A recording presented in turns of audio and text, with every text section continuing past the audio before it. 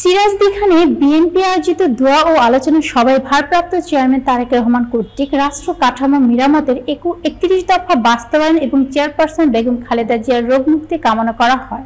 Staff reporter Safin Ahmed জানান, মঙ্গলবার বিকেলে সিরাজদিখান উপজেলার বালুচর ইউনিয়নের স্কুল মাঠে উপজেলা বিএনপি অঙ্গ ও সহযোগী সংগঠনের উদ্যোগে এই কর্মসূচি অনুষ্ঠিত হয়।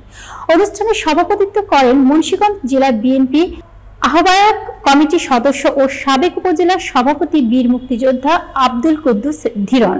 সঞ্চালনা করেন সাবেক ছাত্রনেতা আব্দুস সালাম। প্রধান অতিথি হিসেবে বক্তব্য রাখেন মুন্সিগঞ্জ জেলা বিএনপি আহ্বায়ক কমিটির সদস্য ও শ্রীনগর উপজেলা বিএনপির সাবেক সভাপতি ও সাবেক উপজেলা চেয়ারম্যান আলহাজ মোহাম্মদ মমিন আলী।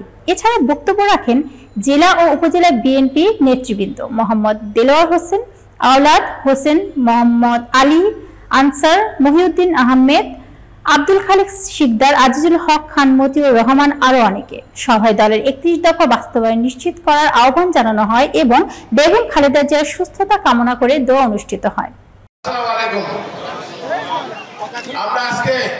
আমি প্রথমেই আমাদের দেশের বেগম খালেদা জিয়ার জন্য দোয়া করব, আল্লাহ তাকে সুস্বাস্থ্য দীর্ঘায়ু কামনা করেন এবং আমাদের ভারপ্রাপ্ত চেয়ারম্যান তারেক রহমানের ৩১ দফাটা কি আপনারা সবাই জানেন?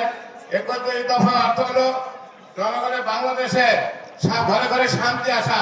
আমার কাছে লিফলেট আছে, এই লিফলেটটা পড়লে আপনারা সবাই বলছেন উন্নয়ন, মহিলাদের অগ্রতা সকলে আছে, আপনারা পড়লে দেখতে পারবেন।